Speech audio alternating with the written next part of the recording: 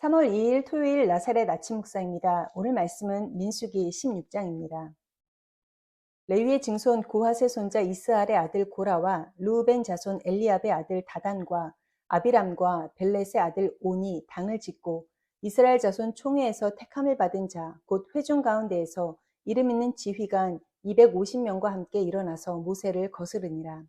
그들이 모여서 모세와 아론을 거슬러 그들에게 이르되 너희가 분수에 지나도다. 회중이 다 각각 거룩하고 여호와께서도 그들 중에 계시거늘 너희가 어찌하여 여호와의 총회 위에 스스로 높이느냐. 모세가 듣고 엎드렸다가 고라와 그의 모든 무리에게 말하여 이르되 아침에 여호와께서 자기에게 속한 자가 누구인지 거룩한 자가 누구인지 보이시고 그 사람을 자기에게 가까이 나아오게 하시되 곧 그가 택하신 자를 자기에게 가까이 나아오게 하시리니 이렇게 하라. 너 고라와 내 모든 무리는 향로를 가져다가 내일 여호와 앞에서 그 향로에 불을 담고 그 위에 향을 두라. 그때 여호와께서 택하신 자는 거룩하게 되리라. 레위 자손들아 너희가 너무 분수에 지나치느니라.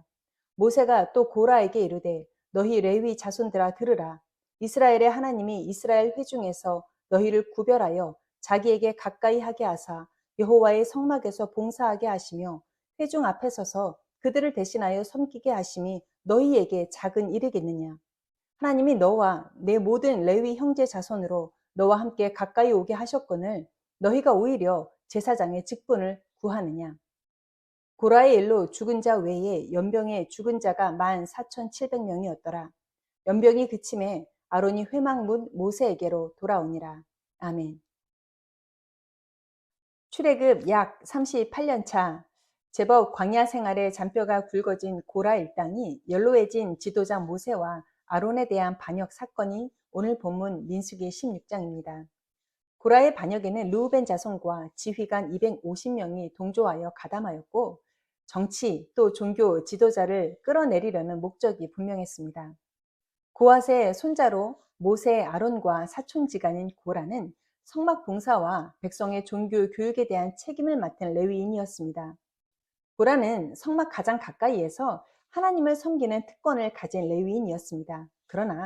그럼에도 제사장직이 아론의 자손에게만 세습되는 것에 대해 늘 큰 불만을 가지고 있었습니다.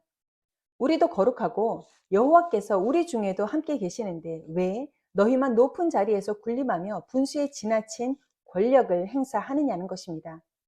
맞는 말 같습니다. 그러나 고라가 간과한 것이 있습니다. 모세와 아론의 직분은 어떠한 민주적인 선거 절차를 통해서 사람들의 동의를 얻어서 주어진 것이 아닙니다. 하나님께서 그들을 직접 지도자의 자리에 세우셨습니다. 즉, 고라의 반역은 하나님이 세우신 권위에 대한 반역이었다는 것입니다. 고라가 반역에 앞장서자 르우벤 지파의 다단과 아비람, 온이 함께 가담했습니다. 이들은 르우벤이 야곱의 장자이니 당연히 이제라도 르우벤 지파가 이스라엘의 지도자가 되어야 한다고 주장했습니다. 그러나 르우벤은 자신의 서모 빌하와 통관한 죄로 장자권을 상실한 인물입니다. 이제 와서 장자권을 주장하며 모세의 정치적 지도자 자리를 차지하겠다고 반역에 가담한 것입니다. 그러나 르우벤 대신 유다에게 장자권을 넘기신 하나님의 권위에 이들이 도전하고 있다는 것을 몰랐던 것 같습니다. 또한 총회의 택함을 받은 지휘관 250명이 반역의 뜻을 함께했습니다. 반역이 성공하면 후에 그들이 얻게 될 명예와 권력을 기대했을 것입니다. 그러나 반역의 결과는 처참했습니다. 고라와 다단과 아비람은 하나님의 징계로 땅이 갈라져 그들의 가족과 가진 모든 것들이 함께 산채로 스올에 빠져 죽는 결과를 맞이했습니다. 지휘관 250명은 분향하던 자리에서 불에 타 죽었습니다. 이렇게 백성들은 이들의 끔찍한 죽음을 보았습니다. 그럼에도 이 죽음에 대한 책임을 모세에게 돌리며 모세를 원망했습니다. 이때 하나님께서 영광 중에 임하시더니 원망하는 백성들 가운데 연병을 내리셔서 14,700명이 연병으로 사망하게 되었습니다. 더 많은 사람이 죽게 될 위기에 처했습니다. 이때 백성들을 위해 아론이 나섰습니다. 그가 하나님께 속죄의 제사를 드리며 하나님께서는 이 속죄를 받으셨고 진노를 멈추셨습니다. 이로써 아론의 제사장 직분이 하나님께로 왔다라고 하는 것을 하나님께서는 증명해 보여주셨습니다. 아론뿐 아닙니다. 하나님께서 세우신 모세의 지도자 직분의 정당함도 백성들 앞에서 확인시켜 주셨습니다. 하나님께서 아론의 자손이 아니면 절대 제사장이 될 수가 없고 누구든 이 일에 대하여 반역할 수 없음을 확실히 보여주신 이유가 있습니다. 그것은 백성과 하나님 사이의 중재자인 대제사장 아론이 바로 오실 예수님의 예표이기 때문입니다.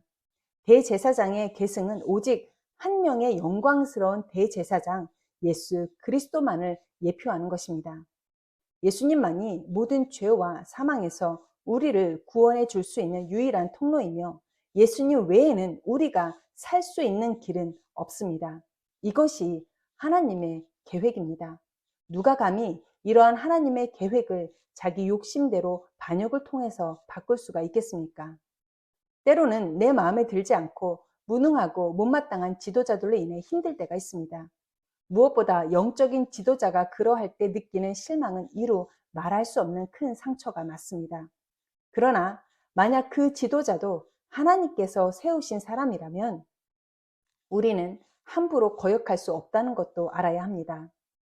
억울한 오해를 받아서 교회에서 큰 미움을 받게 된 어느 부목사님이 담임 목사님께 작정하고 따지러 가는 길에 어이없이 넘어져서 얼굴이 다 까이고 이빨이 부러지는 일을 당하셨습니다.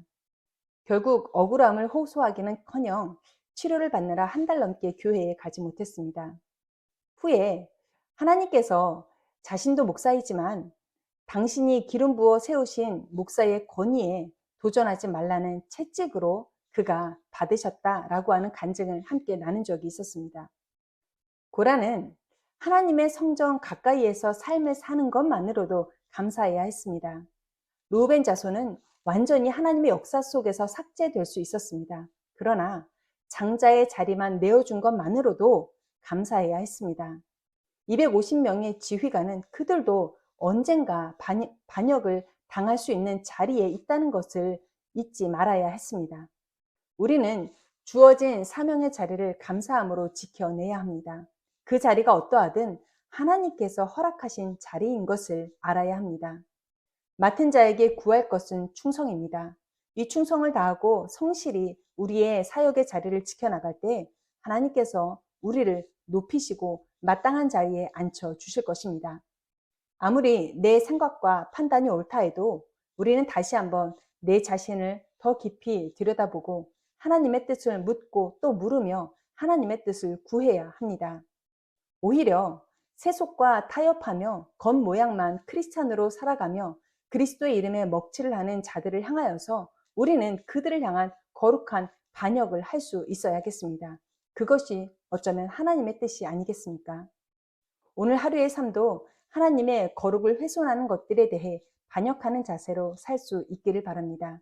그러나 거룩한 하나님의 권위, 하나님께서 세우신 자들을 다시 한번 기억하고 그들을 위하여 기도하고 그 사역을 돕고 함께 믿음의 길을 갈 수 있기를 결단할 수 있는 거룩하고 복된 날이 될 수 있기를 주님의 이름으로 부탁을 드립니다. 기도하겠습니다. 하나님, 정말 반역해야 할 것이 무엇인지를 바로 분별할 줄 아는 자들이 되게 하여 주옵소서. 또한 하나님께서 세우신 권위를 우리가 훼손하지 아니하고 인정하고 받아들이며 존중하고 그 권위가 하나님 뜻에 합당하게 쓰여질 수 있도록 기도하는 자들이 되게 하여 주옵소서. 감사드리며 거룩하신 예수님의 이름으로 기도합니다. 아멘.